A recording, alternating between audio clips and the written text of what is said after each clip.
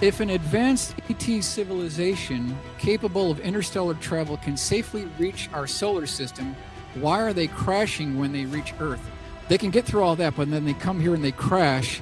It just doesn't seem logical. It seems like there might be an external force that's causing these crashes. We want to investigate this.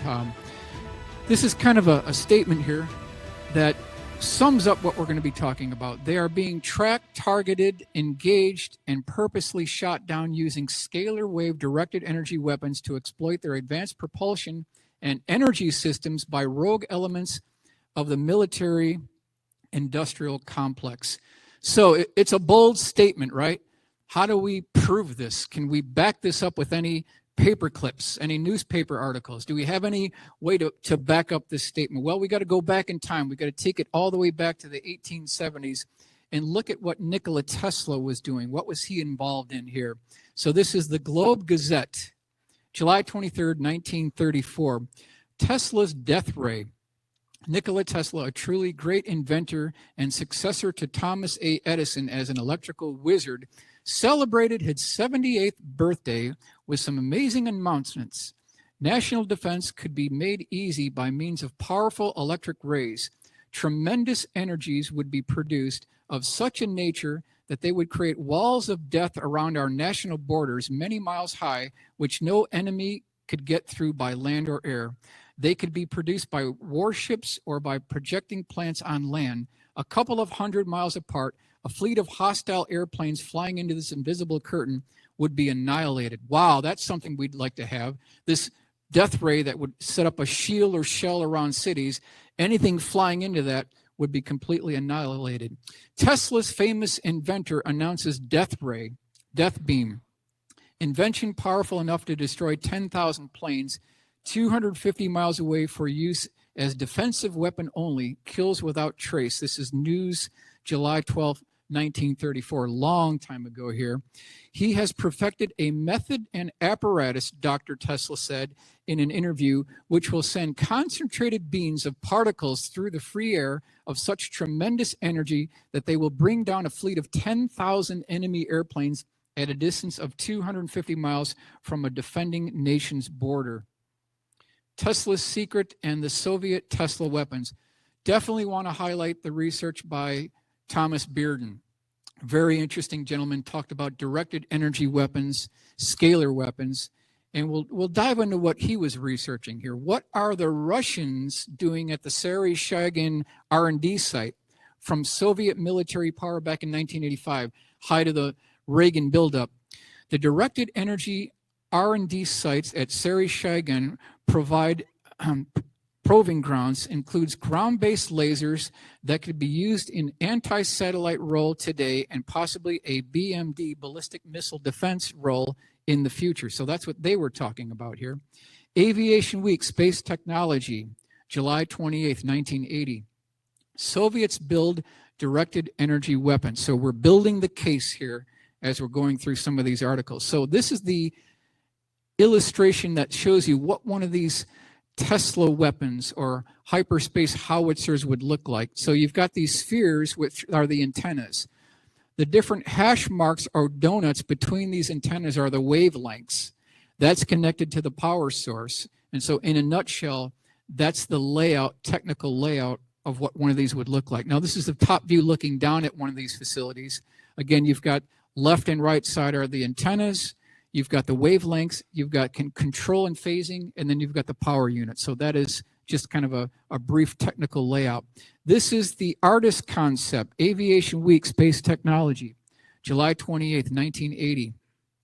Again, we see the antennas, we see the wavelength, we see the power source, just to give you an idea of what one of these things would actually look like. So how does this actually work? How would you shoot down an enemy aircraft? Or how would you shoot down an ET vehicle?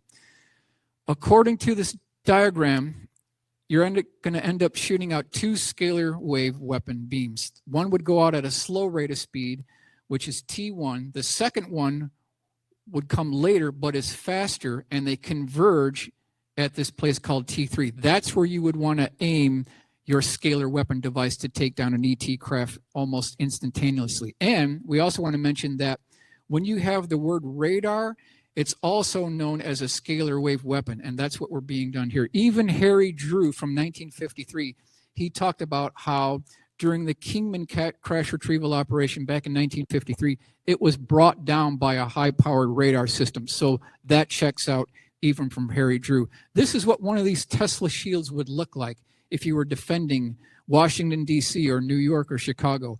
A complete system where it would be completely encapsulating one of our large cities. So how does this thing actually work? The Sary Shagan howitzer actually is a huge Tesla scalar interferometer with 4 modes of operation. One continuous mode is the Tesla shield, which places a thin, impenetrable hemispherical shell of energy over a large defended area. The 3-dimensional shell is created by interfering 2 Fourier expansion 3-dimensional scalar hemispherical patterns in space so that they pair couple into a dome-like shell of intense ordinary electromagnetic energy. The air molecules and atoms in the shell are totally ionized and thus give off an intense glowing light. Anything physical which hits the shell receives an enormous discharge of electrical energy and is instantly vaporized. So in a nutshell, that's what these systems actually work and how it actually happens when you're attacking something. Now, what does Nikita Khrushchev have to do with our discussion here? Why is he playing a role in this? We want to look at what he had talked about. This is the Daily Capital News, June 15th, 1960. Quote, "The weapon which is being developed and is, as they say, in the portfolio of our scientists and designers is a fantastic weapon." Khrushchev did not elaborate on the fantastic weapon in his 20,000-word address, but he said that now it is quite clear that the United States of America is not the world's most powerful military power. Interesting wording here. Leonid Brezhnev, what did he do? What was he involved in? What type of advanced weapons were they working on? Soviets urge arms race end. Moscow, Russia. This is from Des Moines Register, June 20th, 1975. Moscow, Russia. The party newspaper Pravda Thursday called for a halt to the arms race and repeated party chief Leonid Brezhnev's recent warning about the existence of a weapon even more destructive than the nuclear bomb. So now we're tying these two together, that they're doing R&D research on something more powerful than the atomic bomb, the hydrogen bomb, something completely different here. The Independent, August 21st, 1999. We want to look at what happened at the end of the life of Nikola Tesla. So this is directly from the article here. Mr. Fitzgerald of Alien Property Control then went to the hotel and took away all of Tesla's remaining property, which consisted of about 2 truckloads and articles where they were sealed and transferred to the Manhattan Storage and Warehouse Company, New York, where other Tesla effects, a further 30 sealed barrels and bundles, had been stored by Tesla since 1934. The alien property custodian then seized all of Tesla's effects on Saturday morning and called in naval authorities to make microfilm copies of all his papers. So why is the U.S. Navy interested in Tesla? What are they working on? And what types of systems is the United States Navy in conjunction with the Atomic Energy Commission? What are they working on that they haven't told us here? Also want to highlight our good friend is no longer with us, Thomas Beard, and he wrote a book called Star Wars Now, where he goes into specific details on these directed energy weapons, the scalar weapons. Who is the real threat here? Over 75 years of human aggression toward ETs without a major act of retaliation on their part shows significant restraint and a lack of hostility. The real threat to national security are the rogue elements within the intelligence military establishment and their hostile posturing toward peaceful ET contact. So now what I want to give you is some firepower on how you can decipher which one of these craft are ours and which one of these craft are theirs. Just some bullet items that you can go over here. So the following criteria, bullet items, can be used to identify man-made terrestrial-based UAP unidentified aerial phenomena. Number 1, test flights occurring on Thursdays. So reference Hudson Valley Boomerang. Aurora airquakes over Los Angeles, 10/31/91, 4/16/92 and 1/30/92. So what does that have to do with this discussion? Some of you may know that during the early 1990s, there were absolutely test flights of classified aircraft over Catalina Island, going over Los Angeles, heading toward Tonopah, directly into Area 51. These were on Thursdays mornings. Why Thursdays? Because Monday, Tuesday, Wednesday is pre-flight. Thursday is the actual test flight. Friday is debrief. Saturday, Sunday, there's nobody at the base. This is in the mid to early 1990s. And so that's why when you hear about one of these sightings taking place on a Thursday, there is a good possibility it could be one of ours. Next one, mechanical looking understructure of craft consisting of tubes, pipes, and cylinders, also cross beam and girder construction, similar in appearance to a truss bridge or erector set. Reference Hudson Valley Boomerang 1982 to 1989. Also reference Belgium Triangle 11/7/89 and 3/30/90. Yeah, that's true, because the Hudson Valley Boomerang had tubes, pipes, and cylinders on it. It had cross-beam and girder construction. And during 1989-1990 Belgium Triangle Way, we had 5,000 eyewitnesses that not only reported a low-frequency electrical humming noise similar to an electrical transformer or sewing machine coming from these craft, but they also had these tubes, pipes, and cylinders on the bottom. So we've got secondary independent confirmation. Number 3, bottom of craft resembling stacked building blocks or Legos. Southern Illinois Triangle, January 5th, 2000. We'll talk about that a little bit later here. Number 4, bottom of craft composed of what appears to be HVAC vents or grill work. Monique O'Driscoll, Kent, New York, 2/26/83. She had a fantastic sighting, up close range with her daughter. Number 5, transparent or translucent panels on lower surface. Taconic State Parkway, this is 3/24/83. Multiple people on the Taconic State Parkway pulled off to the side of the road, got out of their vehicles. We're talking hundreds of people here. They looked up and saw this absolutely huge boomerang-shaped craft hovering directly above the treetops, very low altitude, completely, almost virtually, totally silent. And they looked up and saw these composite panels, saw inside the panels, and there was this cross-beam and girder construction. Number 6, multicolored flashing lights. Monique O'Driscoll sighting 2/26/83. So why would an ET craft need these multicolored flashing lights? Like the reds would go off, the greens would go off, the yellows would go off, all in sequence. Why would they need that? Next one, 8, low frequency humming noise similar to an electrical transformer or sewing machine. Hudson Valley Boomerang sighting. Belgium 89, Southern Illinois sighting 1/5/2000. They had the same type information there. Number 9, static on radios as craft enters local area, which then disappears as craft departs, aka electromagnetic disturbance. So here we're talking about a close encounter of the second kind when you've got actual physical effects. You've got car engines stalling. You've got different static on radios. You've got generators going dead. This has been confirmed by multiple people throughout decades and is within the historical record.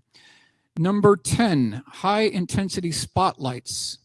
We've got shining down from the craft. That was seen on the Hudson Valley Boomerang as well, these high intensity spotlights. We'll go to 11 here. 180 to 360 degree flat turns as though spinning on a turntable. During the Taconic State Parkway sightings 83, this original B-2 looking craft with a single triangle trailing edge made this flat turn like it was on a turntable, and the lights within the bottom of the craft appeared to be embedded into concrete. They did not divert whatsoever, so this is making a flat turn.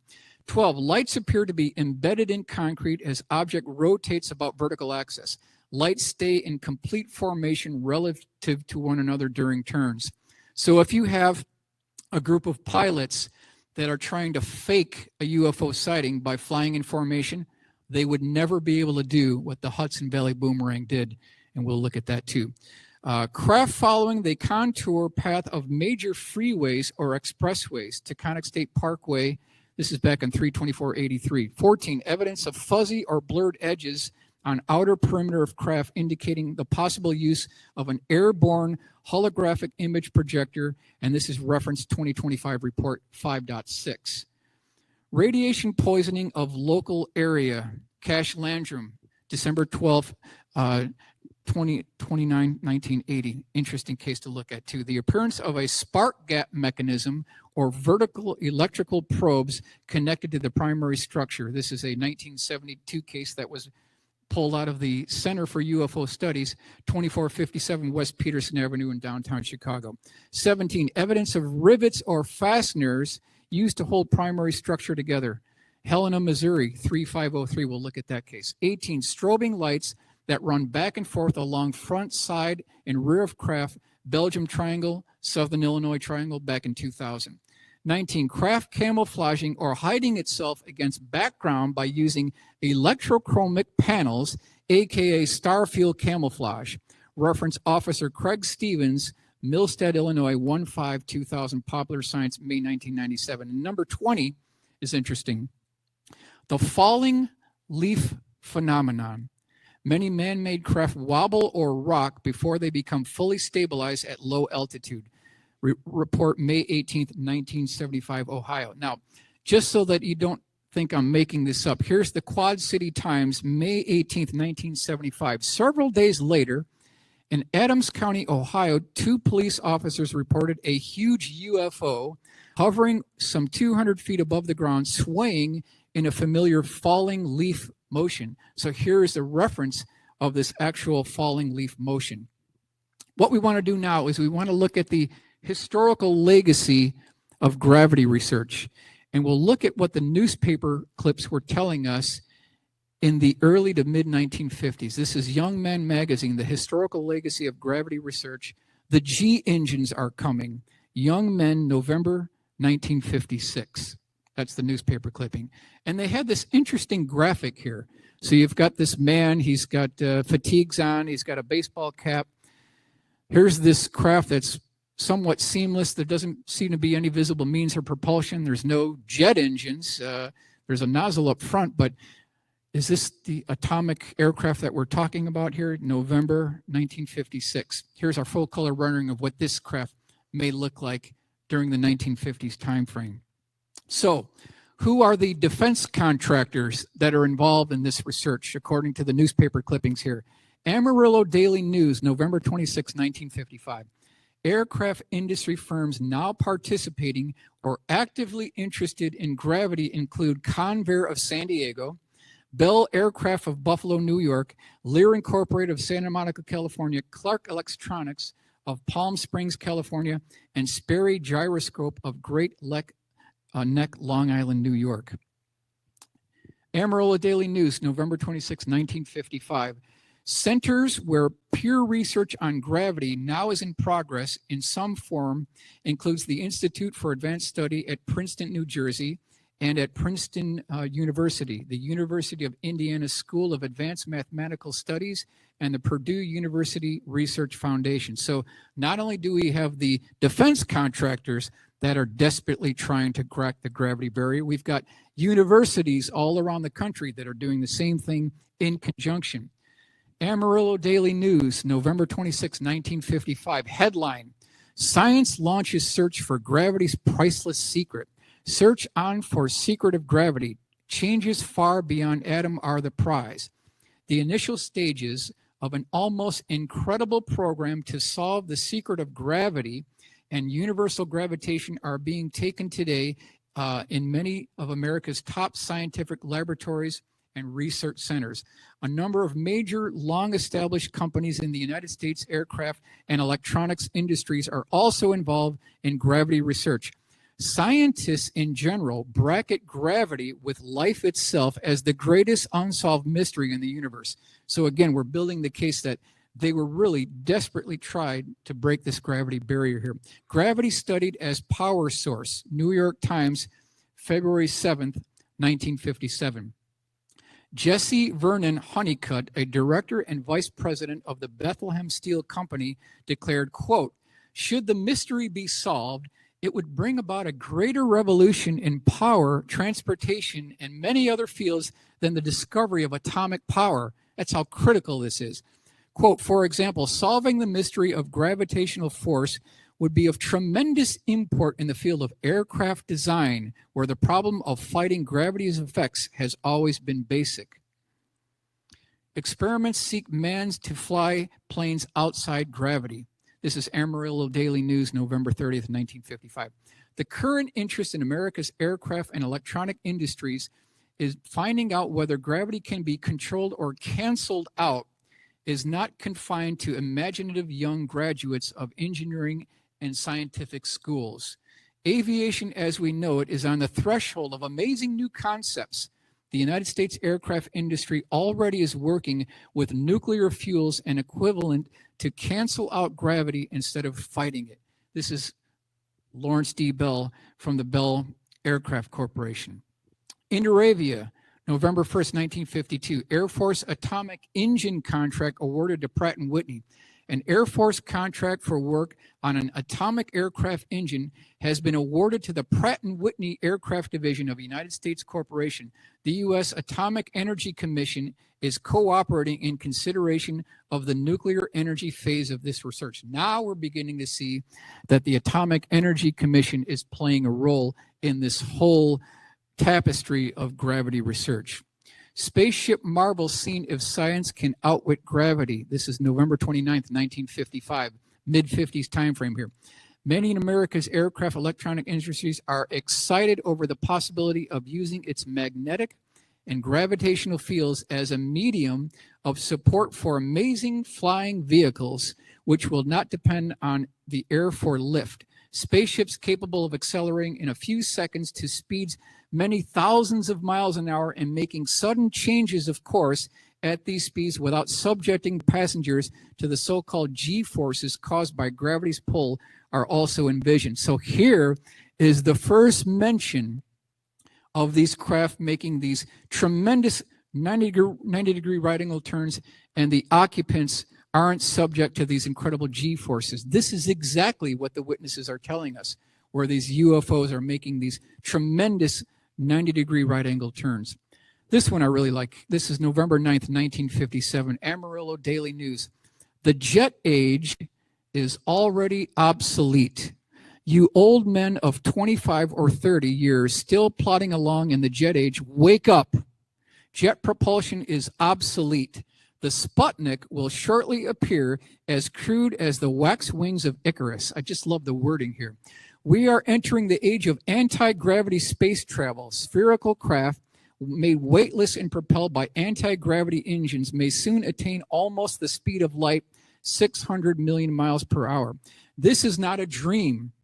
Since 1953, the Canadian government has been working on Project Magnet. At least 14 U.S. universities and other research centers are trying to crack the gravity barrier. Teams of researchers and engineers from 4 major American aircraft companies have anti-gravity designs and data on their drawing boards, proving that whatever goes up does not have to come down. Conquest of gravity, aim of top scientists.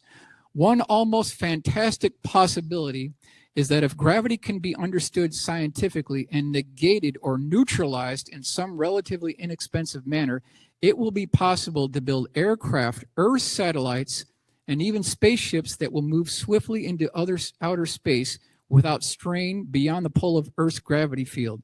They would not have to wrench themselves away through the brute force of powerful rockets and through the expenditure of expensive chemical fuels. So, again, we've got to go back to our Apollo 11 reference. We've got 7,700,000 pounds of static thrust on the Saturn V booster first stage. What do we need this for if they're already talking about this stuff back in 1955, long before Apollo 11? And that leads us to January 28th, 1986. Was Krista McAuliffe briefed on these clippings? Did she know what they were working on, these universities and these defense contractors? Electricity for space exploration. This is from Ryan Aerospace, February 1962. I want to give you a heads up. What are these people working on? What configurations are they working on back in 1962? They're working on these craft. This is from their own documentation. Within the next 10 years, electric propulsion will play a leading role in making extensive space trips possible. And this is the configuration that they're coming up with here. Engineers aiming to flout gravity. Elimination of interference from transspatial pull is goal. This is Miami Herald, December 2nd, 1955. The Wright brothers proved that man does not have to be earthbound. Our next step will be to prove that we can operate outside the Earth's atmosphere, and the third will be to operate outside the gravity of the Earth. This is Lawrence D. Bell. I firmly believe that before long, man will acquire the ability to build an electromagnetic contragravity mechanism that works, much the same line of reasoning that enabled scientists to split up atomic structures also will enable them to learn the nature of gravitational attraction and ways to counter it. Grover Loaning. This is the first graduate of aeronautics. Future planes may defy gravity and airlift and space travel. Miami Herald, December 1955. So you can see as we go through these here, this is all early time frame, 1954, 1955. Scientists regard Earth today as a giant magnet. Many in America's aircraft and electronic industries are excited over the possibility of using its magnetic and gravitational fields as a medium of support for amazing flying vehicles, which will not depend on the air for lift. Spaceships capable of accelerating in a few seconds to speeds many thousands of miles per hour, making sudden changes of course at these speeds without subjecting their passengers to the so-called G-forces, which we talked about a little bit earlier here. Now, that brings us to our good friend John Lear and his father, William Lear. What was William Lear working on? What type of secret programs was John Lear's father working on? Valley Times, October 28th, 1959.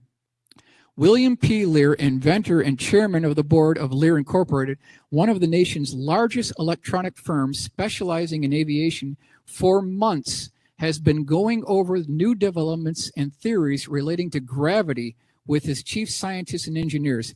He is convinced that it will be possible to create artificial electrogravitational fields whose polarity can be controlled to cancel out gravity. This is what Lear is working on, inventor of the Learjet. All the mass materials and human beings within these fields will be part of them. They will be adjustable so as to increase or decrease the weight of any object and its surroundings. They won't be affected by the Earth's gravity or any celestial body. This means that any person that was in an anti-gravitational airplane or spaceship that carried along its own gravitational field, no matter how fast you accelerated or changed course, your body wouldn't any more feel it than it is now feels the speed of the Earth. So again, they're canceling out this G-force, according to William P. Lear in the own documents here. Valley Times, October 28th, 1959. Lear is convinced that it will be possible to create the electrogravitational fields whose polarity can be controlled to cancel out gravity. He says all mass, materials, and human beings within these fields will be part of them. They will be adjustable, and this is what we talked about before. So if you're within these fields, you wouldn't have to be slammed against the side of the spaceship. You'd be completely devoid of these forces. October 20th, 1959, Valley Times. If a spaceship is capable of creating its own gravitational field, and if this is the controllable, the ship will accelerate as long as the field is there. The acceleration will depend entirely on the strength of the field. With gravitational or G field propulsion, a spaceship could be at rest at one moment and be traveling at near the speed of light the next instant, and the occupants of the vehicle would be unaware they had moved. This is exactly what the witnesses are telling us here. Scientists begin work to break gravity barrier. Miami Herald, this is November 30th, 1955. Scientists taking first steps in assault on gravity barrier. Again, 1955 timeframe. Air transportation standing on threshold of new concept. America someday may be able to explore outside forces of gravity. Again, this same 1955 timeframe here. The current interest in America's aircraft and electronic industries is finding out whether gravity can be controlled or canceled out is not confined to imaginative young graduates of engineering and scientific schools. Some of the two industries' most experienced and highly regarded leaders today are engaged in theoretical research relating to gravity and universal gravitation. Their basic aim is eventually to build hardware in the shape of planes, Earth satellites, and spaceships, which can go where we want, and we do want without interference from gravity's mysterious transspatial pull.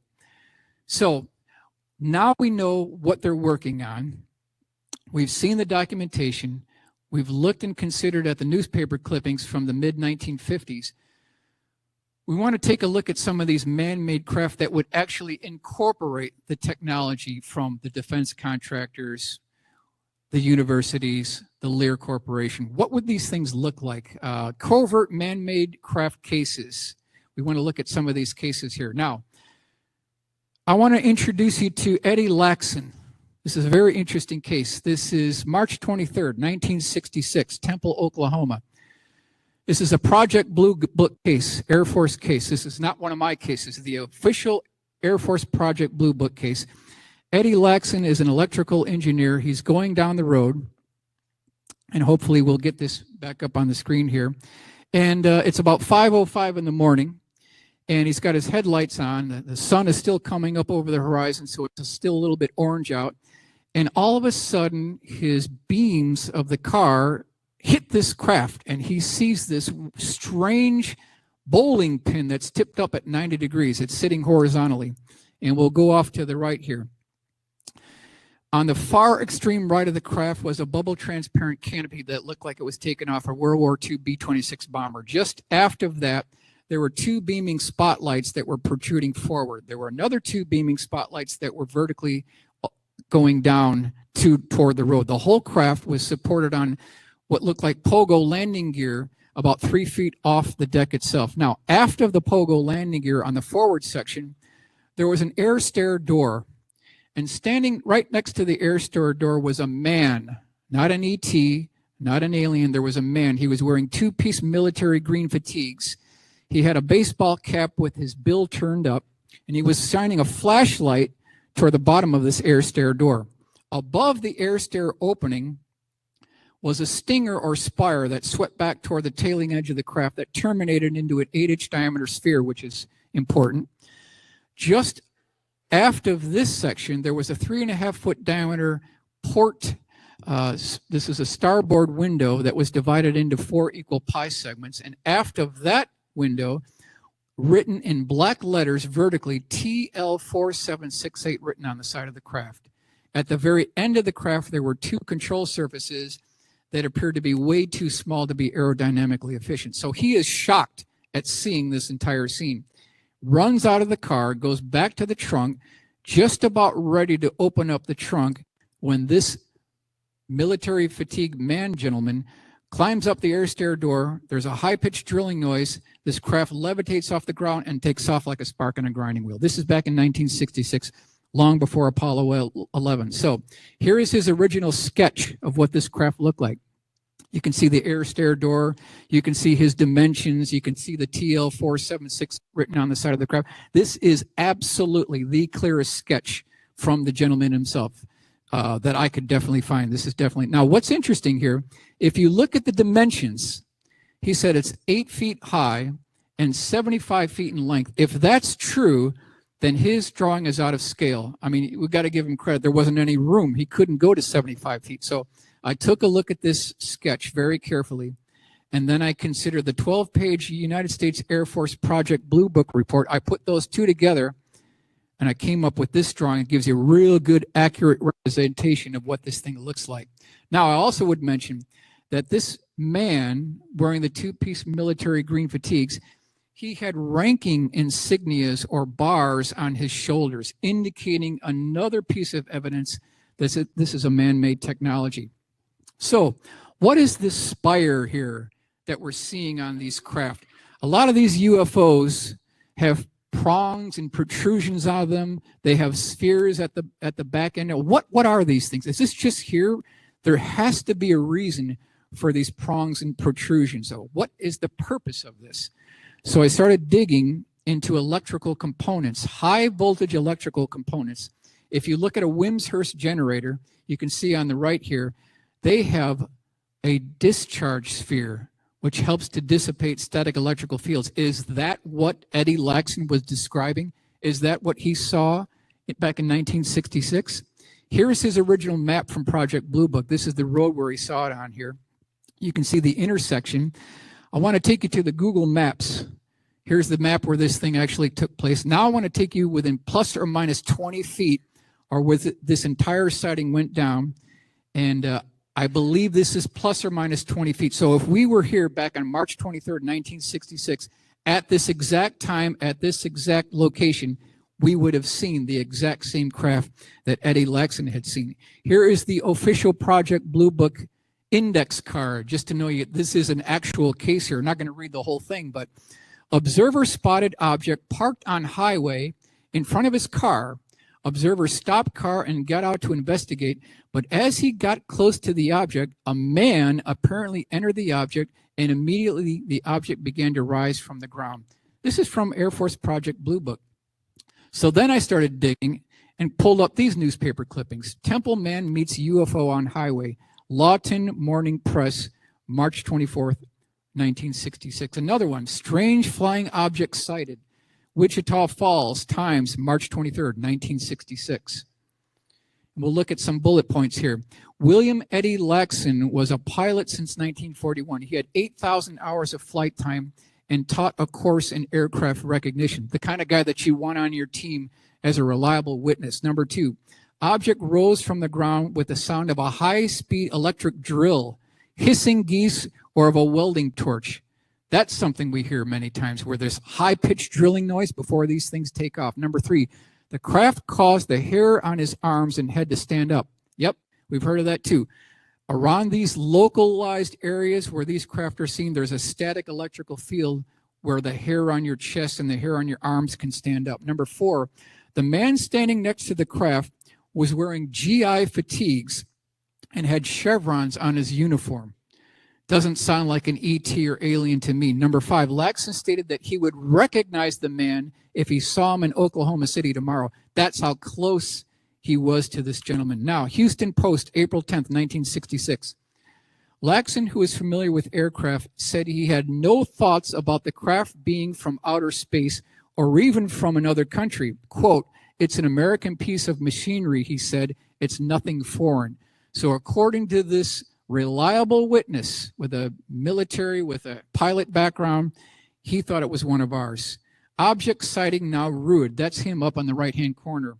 The Daily Oklahoman, March 1st, 1971. We're going to look really quickly here at what he had to say. Quote, what I saw was definitely not from space. The man was wearing fatigues and had a cap with the bill broken up like Air Force mechanics wear, Laxon said. It had common English letters on it. So again, another piece of evidence looking like one of our technologies here. Now, I put this in here because I think it's important. We should all consider very carefully the tremendous implications of what that statement means from Eddie Laxon, what he's telling us. The implications are absolutely staggering, because if Eddie Laxon is reliable, if he's truthful about the sighting, then again, what was all this about then? If we already had the technology to travel into space without using liquid rockets as early as March of 1966, then what was the Saturn V rocket for? What was this entire Apollo program for if covertly we have a secondary space program that has essentially no moving parts? There's no jet engines, there's no rocket engines. We'll move forward here.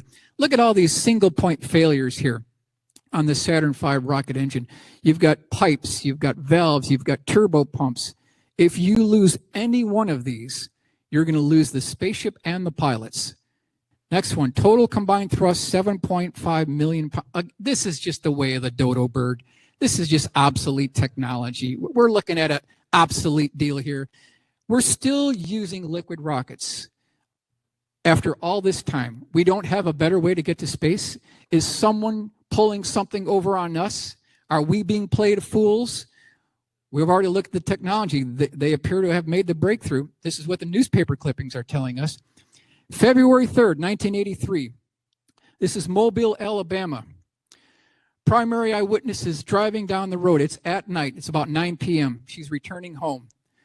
She hears this boom noise. Car starts shaking. She pulls off to the side of the road, thinking the transmission fell out. She looks under, and the transmission is still there. Everything seems to be okay. She gets back in the car. She keeps driving about another half mile down the road, and she sees this craft parked off to the right-hand side. This thing was about 210 feet long, 80 feet high. We'll start at the top here. It had a wraparound section that was transparent. Just after that wraparound section, there were multiple humanoid-looking beings that were wearing a one-piece tight-fitting flight suit. They had oversized head. Just after that section was another one of these wraparound windows. Coming further down, there were these box-like sections with these protrusions sticking out, almost like what Eddie Laxon had talked about, these protrusions. She also mentioned that there was a door closing from right to left, and she could see an asphalt road, and on the left-hand wall, she said that there were tubes, pipes, and cylinders on this left-hand wall, identical to what we talked about on the Belgium Triangle. Now, she also mentioned that this whole entire craft had hundreds of these porthole windows, and she could look through one porthole window all the way through the craft to the other side, and she said it reminded her of a cross beam and girder construction, something that you would see at an East Coast shipping yard where they're building a battleship where you've got all these bulkheads and stringers. That's exactly what she said described inside there. The entire exterior skin of the craft was held together by rivets, according to the report. On the bottom of the craft, there were multiple 12-inch by 12-inch highly polished mirror reflective devices, and there were two gondolas with the same 5'10" beings with these one-piece tight-fitting flight suits. We'll go to the other view here. Now you can see this door closing from right to left. She got a real good look at this thing. Now, just to give you the reference, here's where I got the information. APRO Bulletin, Volume 32, Number 2, 1984. They had a 3-page report that goes into great detail on this particular case. Next one, September 10th, 1976, Colusa, California. Interesting case. It's about 11:30 p.m. at night. Primary eyewitness is watching television. All of a sudden, the television conks out completely. Concurrently, the air conditioning unit conks out at the exact same time. So he goes up off the couch, goes to the back of the house, opens up the circuit breaker box. Things seem to be okay there.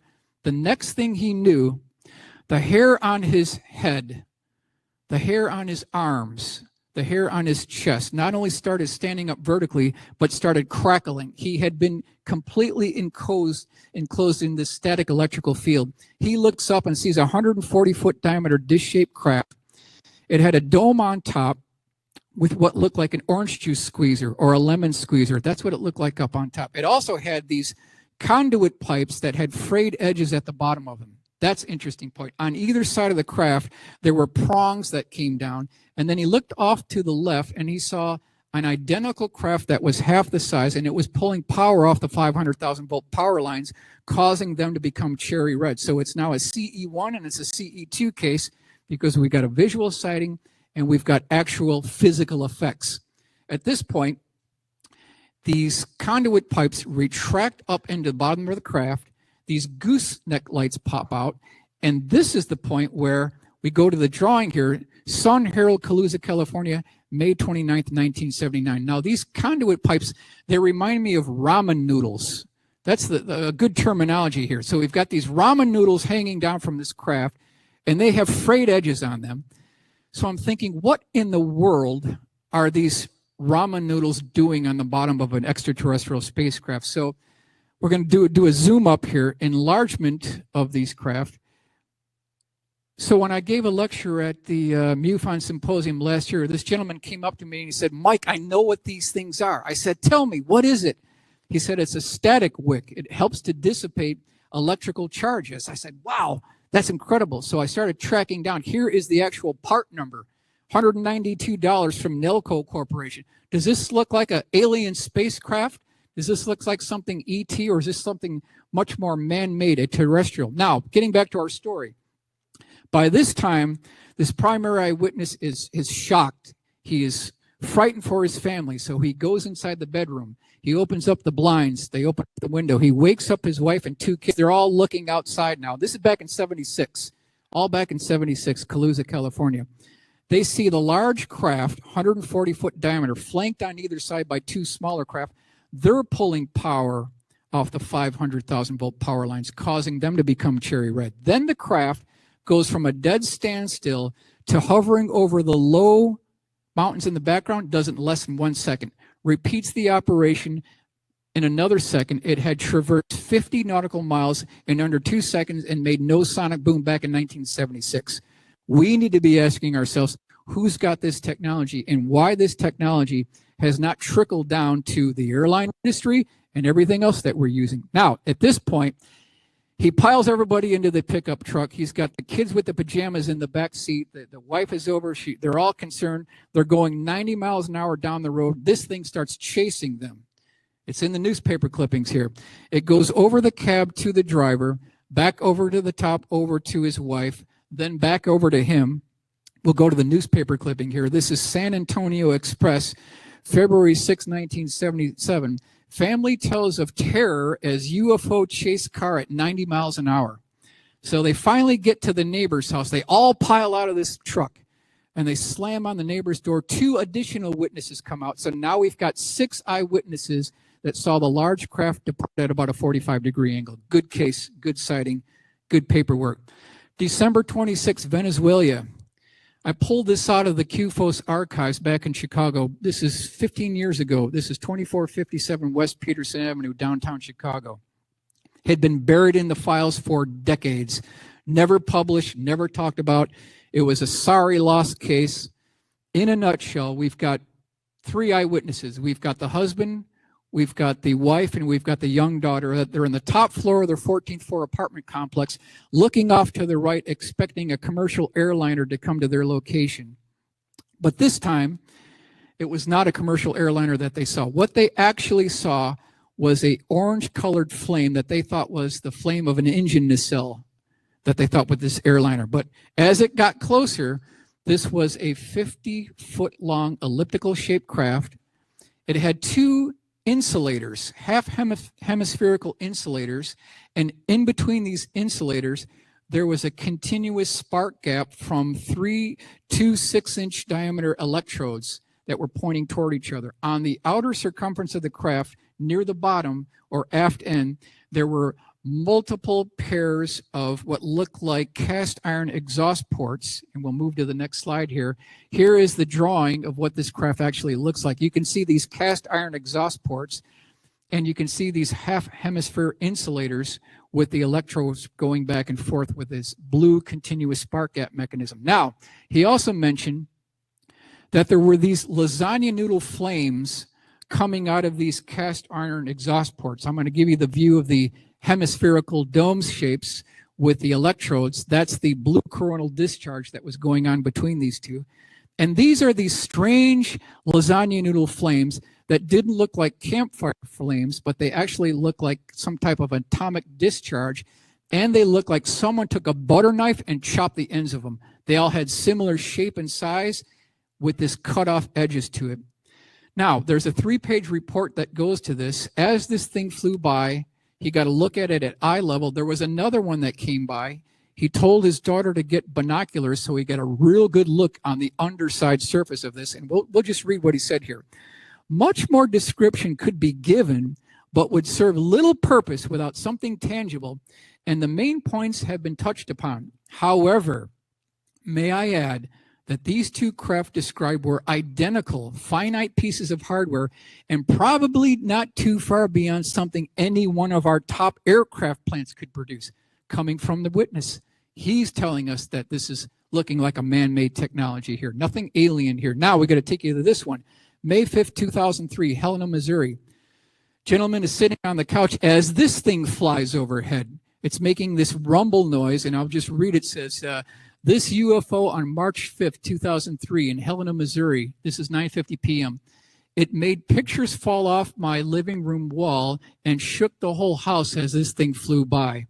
It had this crossbeam and girder construction. If you look at his sketch on the right-hand side, this thing was held together by rusty bridge rivets. Is this what you would expect to see on an extraterrestrial spacecraft? We'll do the drawing here. AutoCAD drawing shows you what this thing looks like. Rusty bridge rivets were holding this thing together. Crossbeam and girder construction on an extraterrestrial spacecraft. I pose this, is this what you would expect to see on an alien spacecraft, or are we talking about something else here? Are we talking about a man-made technology that's been kept under wraps for decades? Here's my cardstock model, and you want a copy of the blueprints? No problem. Send me an email. I'll shoot you the blueprints. August 25th, 1990. This was a 30-year police veteran. They were at a Fleetwood Mac concert, 11:30 p.m. at night. Everyone was queuing to get out of this Fleetwood Mac concert. Wife was over on the passenger side. She was kind of sleeping, so she really didn't get a good look at this. But it was raining. It was dim. It was dark. It was kind of foggy out.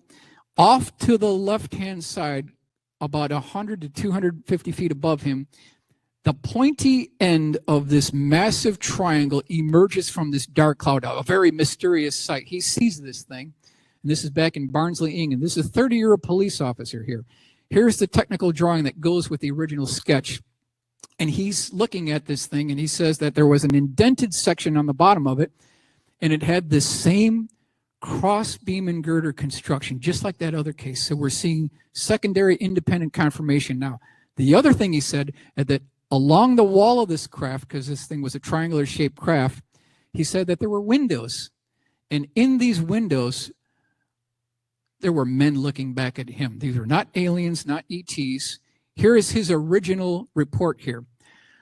Woodhead Pass triangular UFO testimony. The side of the craft appeared to have several illuminated windows, and I saw 2 to 3 figures that appeared to be human.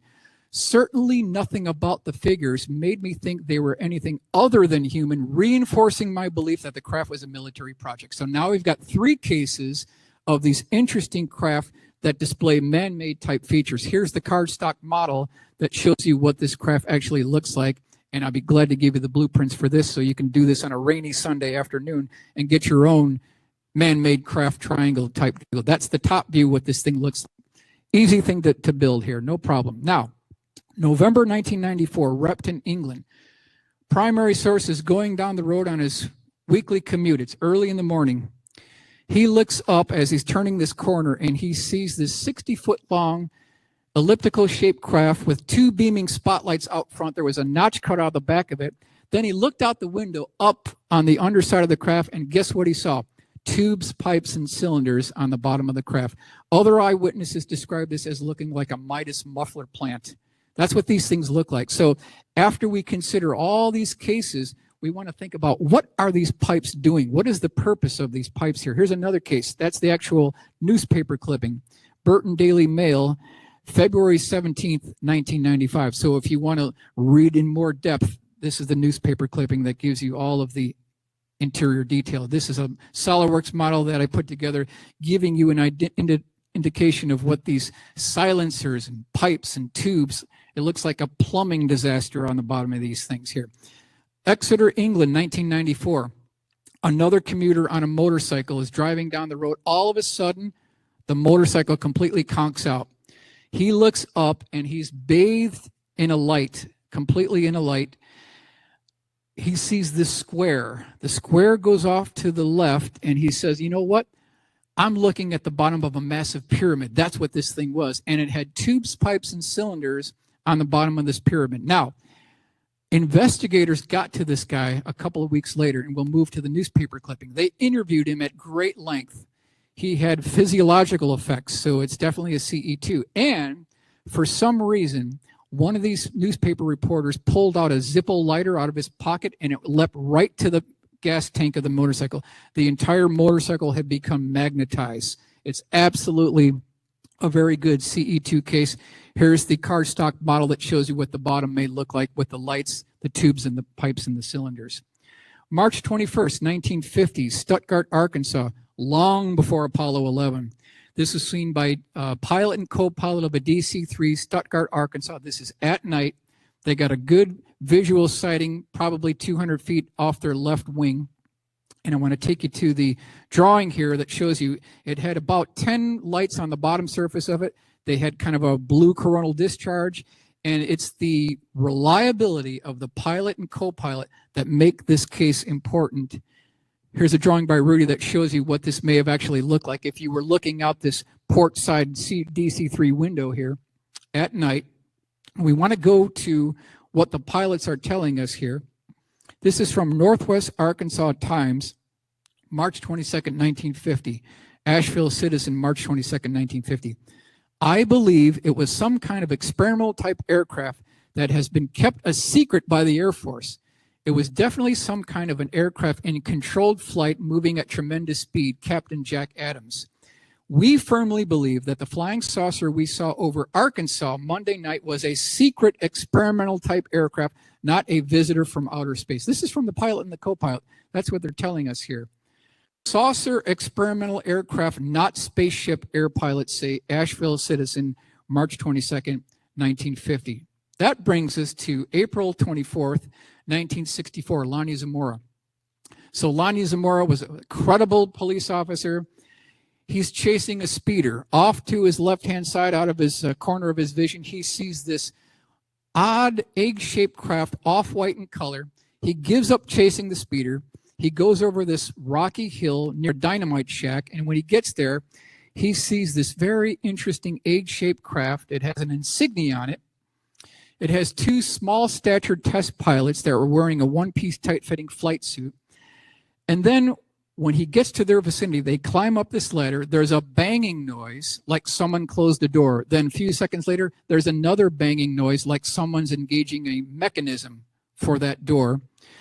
Then there's this high-pitched roar. There's a blue-colored flame that takes up, and then this thing departs. This is back in 1964. Here's another artist's rendering of what this looks like.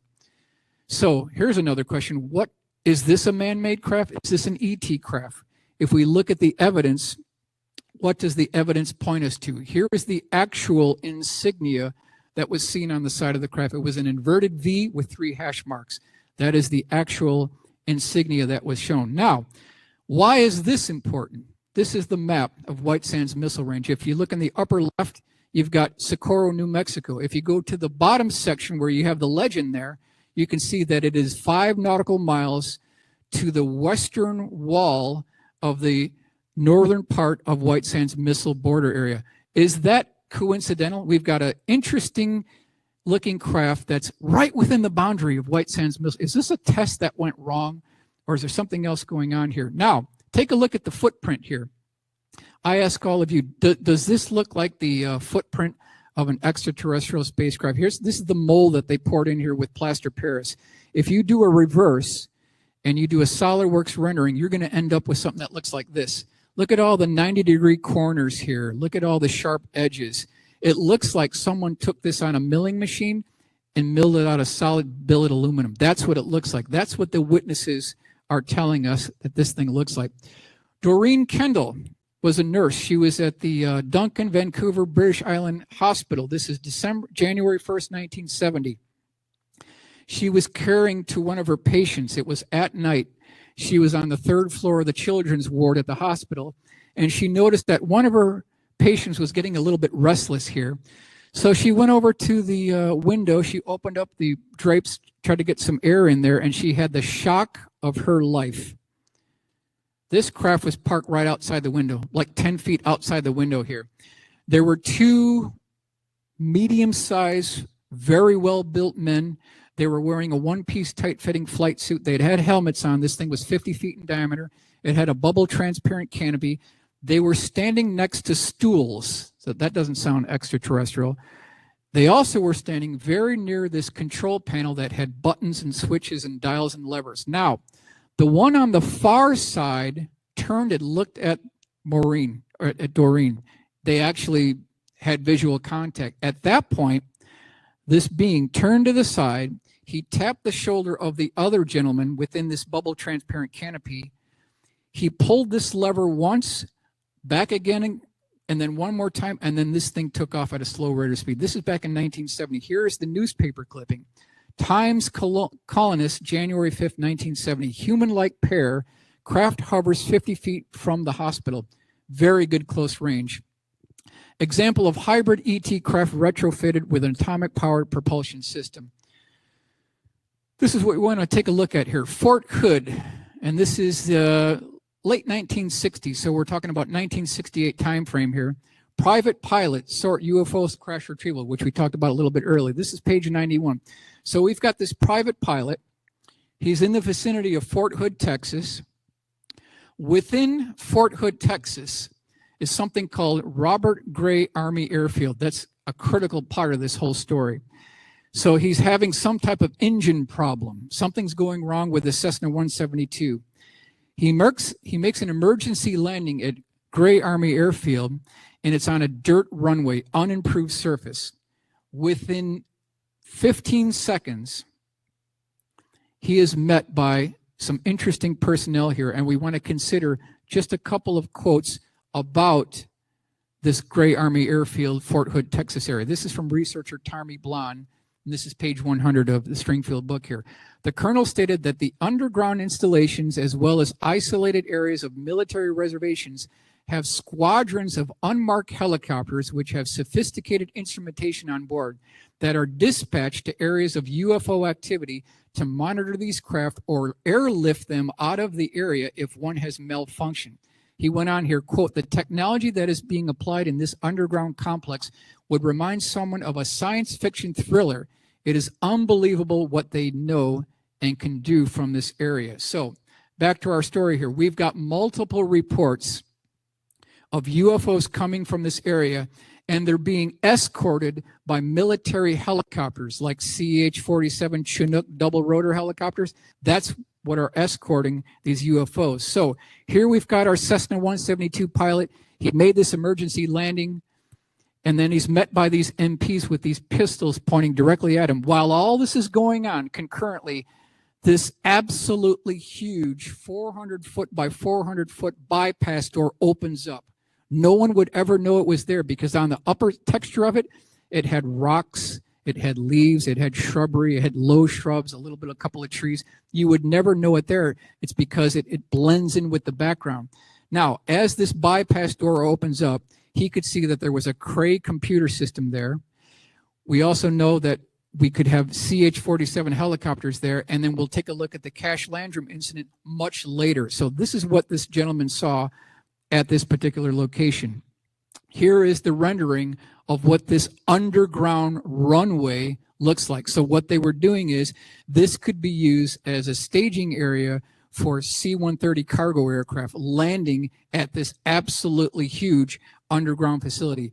You can see here we've got the Cash-Landrum craft, we've got the Eddie Laxon craft, we've got other vehicles, and we've got the CH-47s at this underground facility. So that takes us to December 29th, 1980, Huffman, Texas.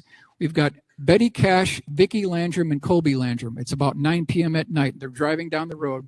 All of a sudden, something that looks like a double ice cream cone parks itself right in front of their vehicle. Betty Cash stops the car.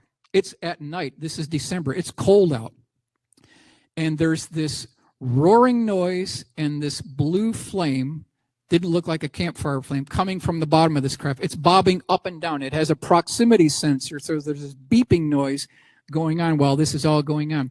She gets out of the vehicle, goes toward the hood of the craft while she's watching this, very close proximity. As she goes back to open up the car door, she burns her hand on the handle.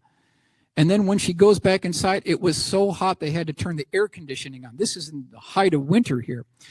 Within about 3 minutes, as this craft is departing, there are no less than 23 double rotor CH-47 helicopters that are chasing after this thing with spotlights. This is December 29th, 1980, Huffman, Texas.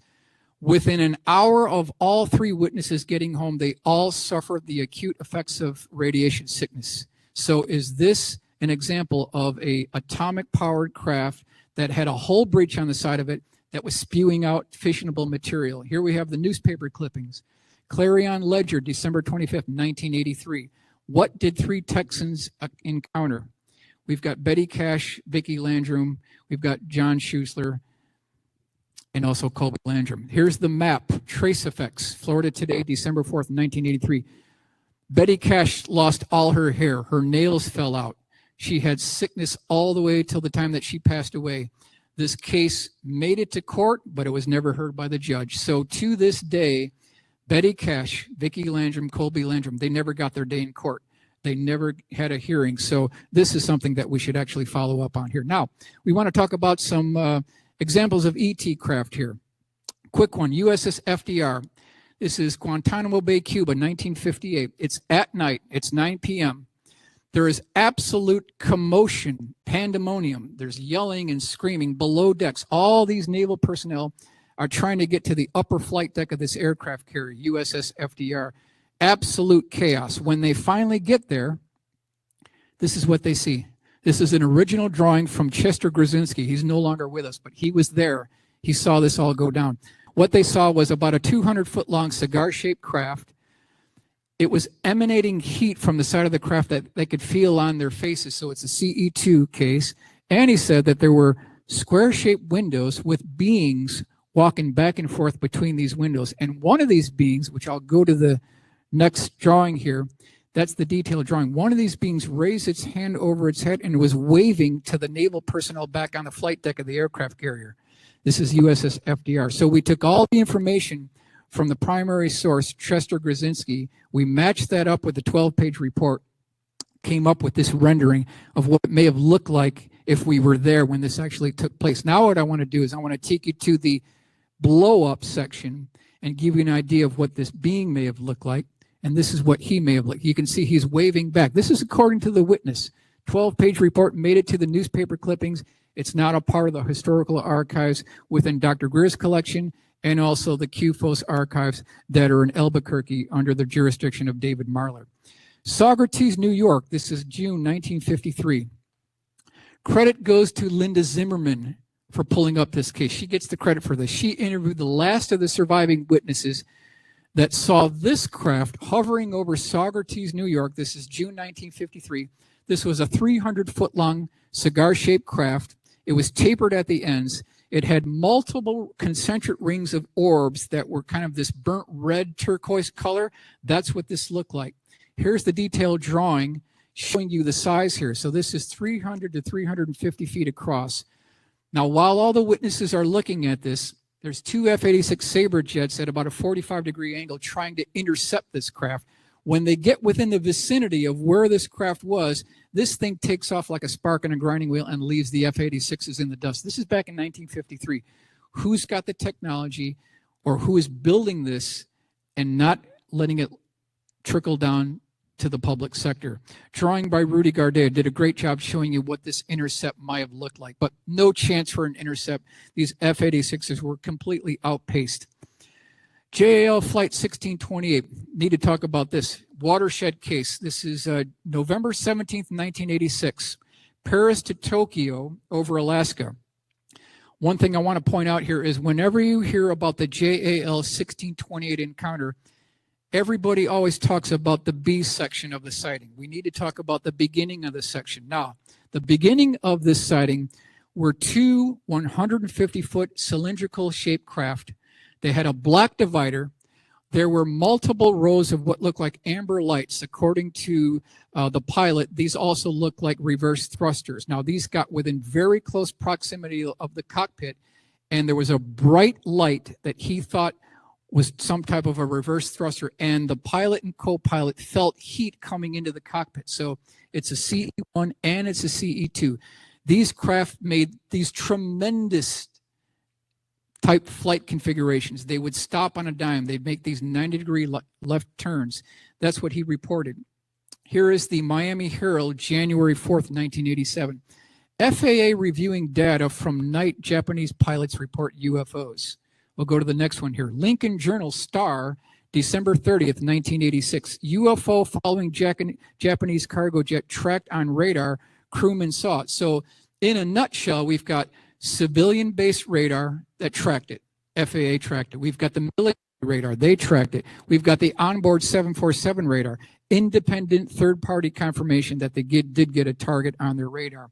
So here is the pilot's actual sketch of what these craft look like. So this is outside the port window. And then while these craft departed, and we're going to talk a little bit here, controller confirmed spotting, the Herald, December 30th, 1986. So just to make the case that they did spot this on radar. Here's Captain Kenji Teriuchi describing to reporters what he saw. Now, after he reported this, he lost his job. He lost his wings. Richard Haynes had to go to bat for him to win his wings back, which he did. He was actually reinstated. Now, off to the left side of the aircraft and from the rear comes something that looked like this. It was twice the size of an aircraft carrier. And the pilot radioed ATC and said, you know what, we've got this thing off our left wing. Will you allow me to do a 360? They gave him clearance. He turned the entire 747 around in mid-flight. It stayed locked to his position and then departed. Absolutely watershed sighting. We've got the radar tapes and the Greer files from John Callahan. It made newspaper clippings and reports all around the world. Absolutely huge case. Talk about astronaut Gordon Cooper, original Mercury 7 astronaut here. He had a couple of bullet items. Number one, wrote a personal letter to the United Nations regarding UFOs back in 1978. Number two, attempted UFO intercept over West Germany, 1951. Number three, he was involved in a UFO incident landing case at Edwards Air Force Base back in 1957. We'll go to the first one here. All of this can be read in his book, Leap of Faith. So if you want to get all of the inner working details on his sightings, he wrote a book. He was very outspoken about his UFO encounters. So it's West Germany, 1951. For 2 consecutive weekends, the meteorologists at the airbase reported fleets of flying saucers going over their facility. By the second weekend, Gordon Cooper got all fed up with this, and he talked to his wingman. He said, you know what? Let's climb in our F-86 Sabre jets. Let's go in a 45-degree angle of attack, and let's see if we can intercept these craft. That's exactly what they did. So they pull up at 45 degrees. They're trying to intercept these dish-shaped craft with domes on the top of them, and it was a completely fruitless endeavor. There's no way that they could get to these craft whatsoever. They were outpacing the F-86s 100%, so there was no possibility of an intercept. I've got the newspaper clipping here. This is Corvallis Gazette Times, October 11th, 2004. We're going to consider just a couple of quick things from this particular newspaper article. Earlier in 1951, Cooper and other personnel several times cited an entire formation of circular objects passing over their Air Force base in West Germany. Quote, we never could get close enough in our Sabre jets to pin them down, but they were round in shape and very metallic looking. This is from Gordon Cooper. And we'll go on to the next one here. Now, later in 1957, this is at Edwards Air Force Base, they were installing precision landing equipment. And so you've got these cameramen here, and they're installing this equipment. All of a sudden, about a 25 to 30-foot diameter dish-shaped craft comes into view, hovers over the dry lake bed, retracts these landing gear legs, sit down on the dry lake bed for 60 seconds, hovers backs up, retracts the landing gear in, and then takes off at a medium rate of speed. But what's interesting about this case is they got it all on motion picture film reel. So this is an absolutely true case. They caught it on motion picture film reel. And we'll move on here to the next case. This is a B-52 sighting from the crew of a B-52 over Guam back in 1966. This came from my good friend Mark McCandlish. Now, keep in mind, this is at night, and this B-52, you see this little red dot on the right side of this dome here? That's the B-52. This craft was about a half a mile in diameter. They did 3 orbits around the dome of this craft that had about 27 levels. These pilot and co-pilot, they could actually count the levels of this craft. As they're making 3 orbits around, and they could do this because the B-52 was shielded for EMP, so there was no effect on the B-52 or the crewmen. You can see these bypass doors around the outer circumference of the craft. We'll go to the AutoCAD drawing here. These bypass doors started rotating quicker and faster until they turned into a complete blur. Once that happened, the B-52 kind of peeled off, and then something bizarre took place. I'll go to the drawing that shows you how Mark indicated how they were making a left-hand orbit around this craft that's about a half mile in diameter. And again, this is at night. When this craft departed, it was completely blackout, but as it departed, it opened up some type of a wormhole, and the B-52 crew members could see blue sky and clouds, and then it trickled back to darkness again. It had opened up some type of wormhole and then departed into this wormhole. When the B-52 landed, all crew members were debriefed. So that's an interesting case. We've got USO cases, unidentified submerged object cases. This is from the FDR back in October 2nd, 1963. First radar contact from the aircraft carrier was 80,000 feet at 600 miles.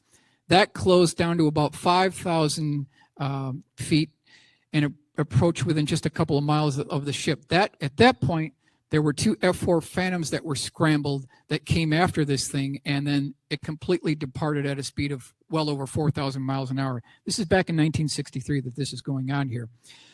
Now we want to look at some cigar-shaped craft.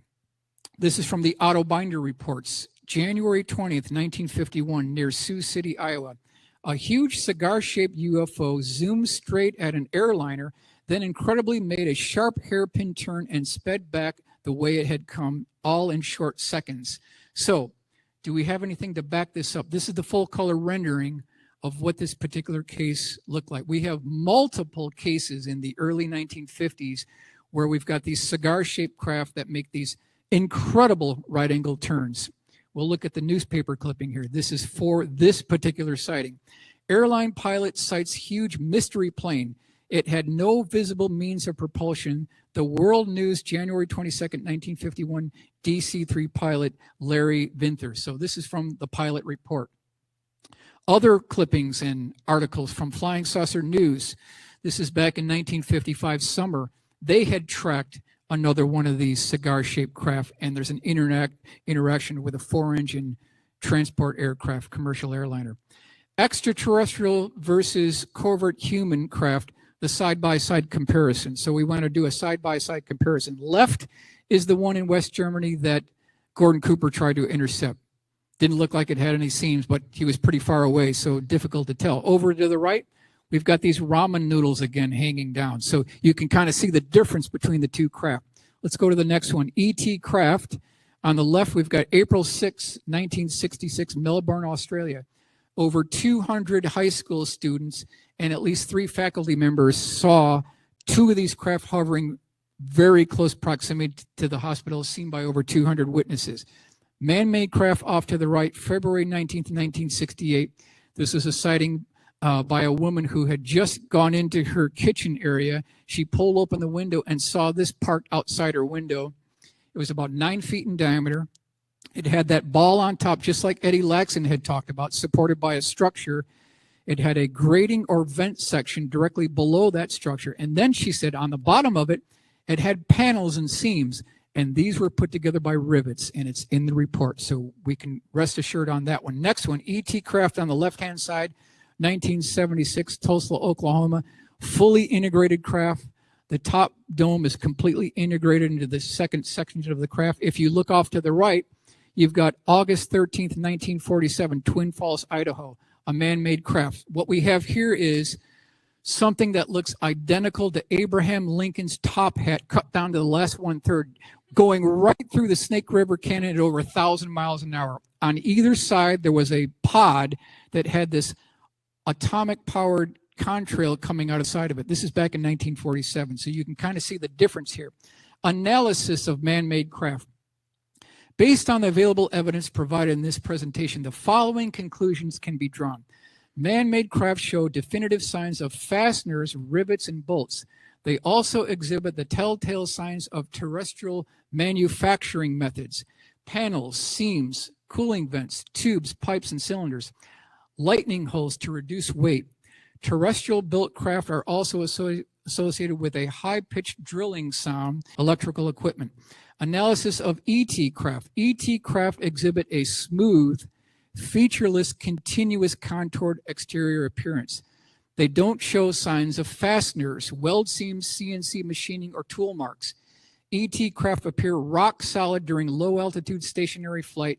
They don't show signs of tilting or wobbling. ET craft are virtually always silent and don't exhibit multicolored lights that flash in sequence.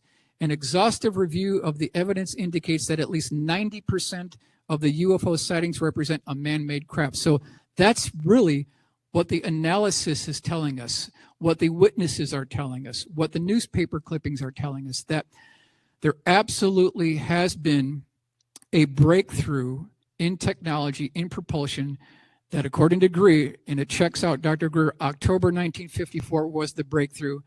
They have basically left all of us behind using these obsolete technologies, and we can look at the 747. First flight was 1969. We're not flying any faster now, well over 50 years later, than we were back in 1969. So what's wrong with that picture? So the goal here in this presentation was just to give you a brief thumbnail sketch of what these advanced propulsion systems looks like, how you can take a look at the telltale signs. We went through the bullet items, and we want to maintain an important part of our national history by making these cases come alive.